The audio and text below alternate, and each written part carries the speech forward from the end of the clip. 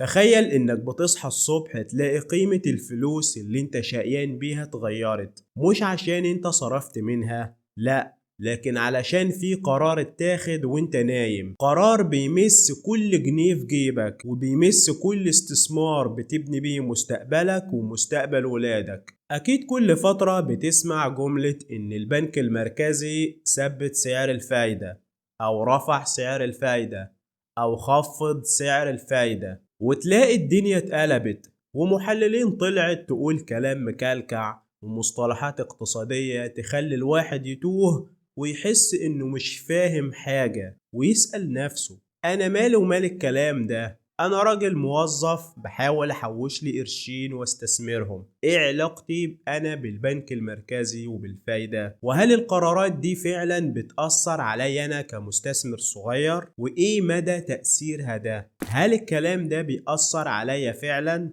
الإجابة ده بيأثر عليك، وبيأثر عليك كمان بشكل كبير، ويمكن كمان أكتر ما بيأثر على رجال الأعمال الكبار.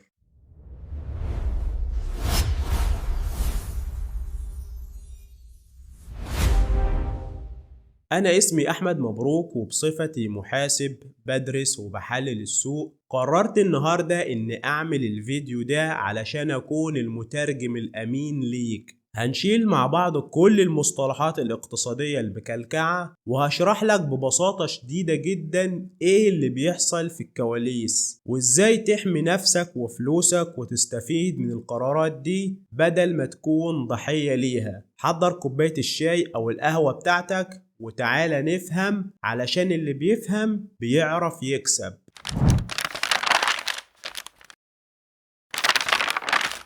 علشان نفهم القصة لازم نعرف مين المايسترو اللي بيدير الحكاية دي. أكيد هو البنك المركزي. البنك المركزي هو بنك البنوك، وهو الأب اللي بيقول للبنوك كلها تتعامل إزاي ويوجههم ويراقب عليهم كمان. كنا عملنا فيديو قبل كده بيشرح دور البنك المركزي بالتفصيل، ممكن تبقى ترجع ليه، هيظهر قدامك دلوقتي في علامة الآي. طيب يعني إيه سعر الفايدة؟ ببساطة شديدة، أنت لما بتروح تشتري منتج أو سلعة مش بتدفع تمنها؟ هتقولي مفيش سلعة ملهاش تمن. هقولك والفلوس برضو تعتبر سلعة، أو هي سلعة فعلا وليها تمن، وتمنها هو الفايدة. يعني لما بتاخد فلوس من حد أيا كان لازم تدفع تمن الفلوس دي اللي هي الفايدة. وبكده عرفنا إن سعر الفايدة أو معدل الفايدة هو تمن الفلوس. لو الفايدة عالية يبقى الحصول على الفلوس هيكون غالي، واحنا بنحصل على الفلوس في صورة قروض او ائتمان، يبقى معنى كده ان القروض هتكون صعبة ومكلفة. طيب لو الفايدة قليلة العكس صحيح، هيبقى الحصول على الفلوس رخيص، يعني القروض هتكون سهلة وغير مكلفة الى حد ما. البنك المركزي بقى بيستخدم الأداة دي اللي هي تحديد سعر الفايدة كأنها حنفية بالظبط، بيفتحها علشان يغرق السوق فلوس أو يقفلها علشان ينشف السوق من النقدية والسيولة. طيب السؤال هنا هو ليه بيعمل كده؟ ليه مرة يرفع ومرة يثبت ومرة ينزل؟ ده بقى بينقلنا للنقطة الأخطر، وهي العدو اللي اسمه التضخم.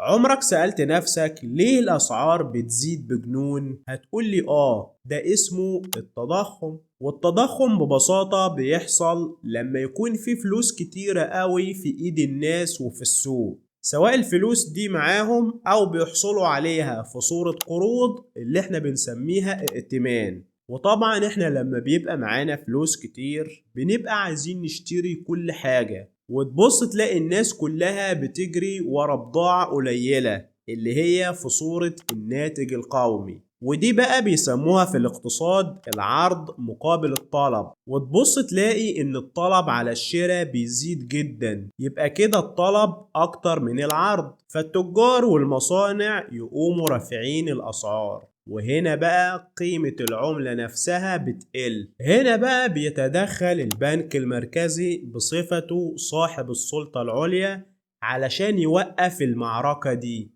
فيقوم جايب العدو الخفي في المعركة اللي هو التضخم علشان يوقفه عند حده.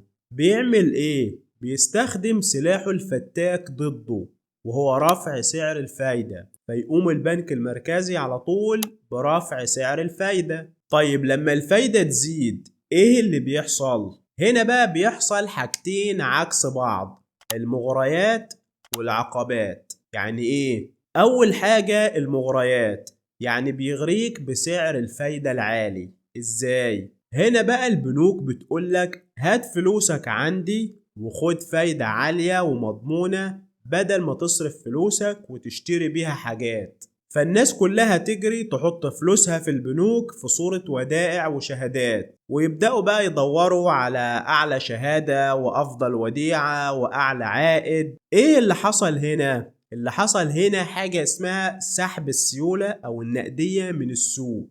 طيب وتاني حاجة اللي هي العقبات، المستثمر أو الشخص اللي بيبقى عايز ياخد قرض علشان يشتري عربية أو شقة أو أي حاجة، لما بيبص يلاقي إن سعر الفايدة عالي فبيأجل قراره وبيقول بلاش دلوقتي، فتبص تلاقي إن الطلب على الشراء بدأ يقل. طيب النتيجة في النهاية إيه؟ النتيجة إن الفلوس اللي في إيد الناس واللي في السوق تقل، وبالتالي الطلب على الشراء هيبدأ يقل معاها، فالتجار والمصانع هيضطروا إنهم يهدوا الأسعار شوية أو يثبتوها علشان يعرفوا يبيعوا، فتبص تلاقي إن الأسعار بدأت تنزل تاني، وبكده العدو الخفي اللي هو معدل التضخم يبدأ يقل. السياسة اللي استخدمها البنك المركزي دي علشان يوقف التضخم عند حده اسمها السياسة الانكماشية. يبقى لما تسمع كلمة السياسة الانكماشية تعرف على طول إن دي واحدة من أهم الأدوات والأساليب اللي بيستخدمها البنك المركزي علشان يواجه بيها التضخم، وده بيبقى عن طريق تقليل السيولة والنقدية اللي في السوق، فهيحصل توازن ما بين العرض والطلب علشان ترجع قيمة العملة نفسها تعلى تاني.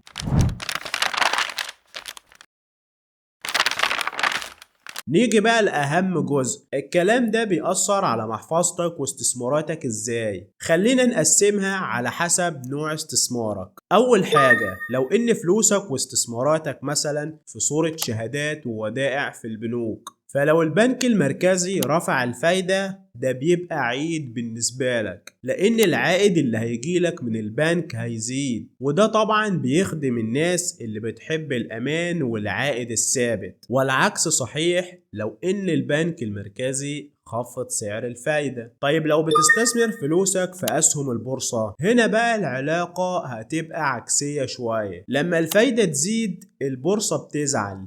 ليه؟ لأن أسهم البورصة دي عبارة عن حصص في شركات، والشركات دي علشان تشتغل محتاجة تمويل وقروض، وطبعا القروض دي هتكون سعرها عالي ومكلف لأن الفايدة بتاعتها هتكون عالية، فبالتالي الشركات مش هتعرف تشتغل كويس، وده طبعا هيأثر على الأرباح بتاعتها، واللي بيأثر برضو على قيمة السهم بتاعها في البورصة. نمرة 2، إن المستثمر نفسه بيقول أنا إيه اللي يخليني أستثمر في البورصة وأغامر والبنك هيديني فايدة عالية وأنا حاطط رجل على رجل ومن غير مخاطرة؟ فيقوم ساحب فلوسه من البورصة ويروح حاططها في البنك. هنا بقى خليني أقولك على تركاية فنية قوي. لما الفلوس بتتسحب من البورصة وتتحط في البنوك ايه اللي بيحصل؟ اكيد البنوك ارباحها طبعا بتزيد، ولما البنوك ارباحها بتزيد قيمة الاسهم بتاعة البنوك نفسها اللي في البورصة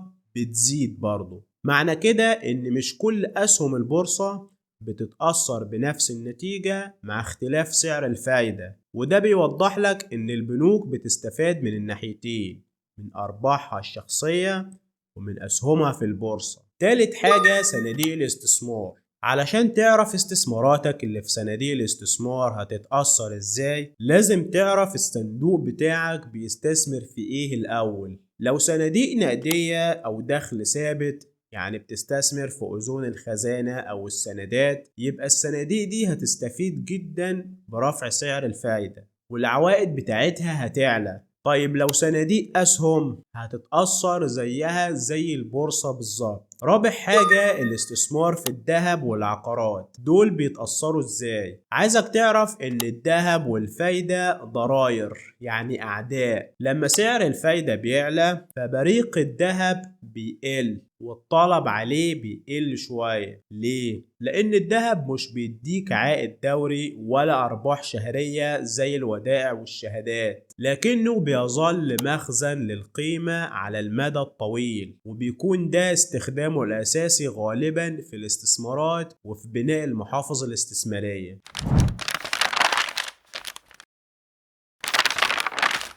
هنا عايزك تركز معايا قوي علشان دي النقطة اللي بيقع فيها ناس كتير. هل لو البنك أعلن عن فايدة 20% ده معناه إن أنا كسبت فعلا 20%؟ الإجابة مش بالضرورة. لازم تبص على معدل التضخم، بمعنى ان لو البنك مثلا بيديلك 20% فايدة بس الاسعار في بلدك زادت، يعني نسبة التضخم زادت مثلا بنسبة 25%. الحسبة بسيطة، 20% مكسب اللي هي الفايدة ناقص 25% غلاء اللي هو معدل التضخم، هنا هتبص تلاقي نفسك خسرت 5% من قيمة فلوسك، وفلوسك قيمتها الحقيقية نقصت رغم ان الرقم زاد في الحساب. طيب امتى تستفيد بجد؟ تستفيد لما البنك المركزي ينجح فعلا في خفض معدلات التضخم. فلو معدل التضخم نزل وبقى 10% مثلا والبنك ادالك فايدة 15% بس، فهنا انت كسبان فعلا 5% على قيمة فلوسك. عشان كده احنا مش هدفنا فايدة عالية، هدفنا تضخم قليل وعملة مستقرة. احب اقولك يا بطل ان الاقتصاد مش لوغاريتمات، الاقتصاد ده حياتنا اليومية. قرارات البنك المركزي مش مجرد اخبار في النشرة، دي بوصلة حقيقية بتوجهك فعلا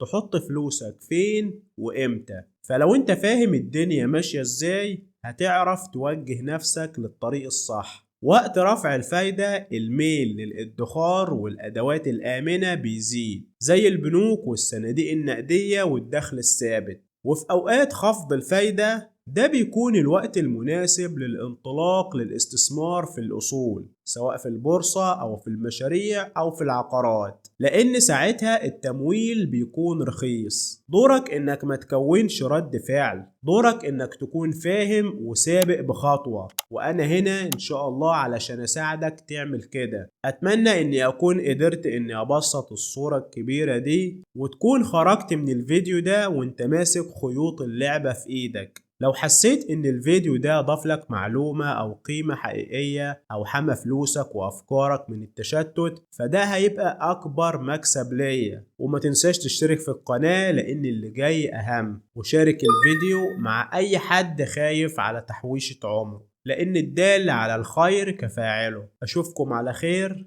وفي امان الله.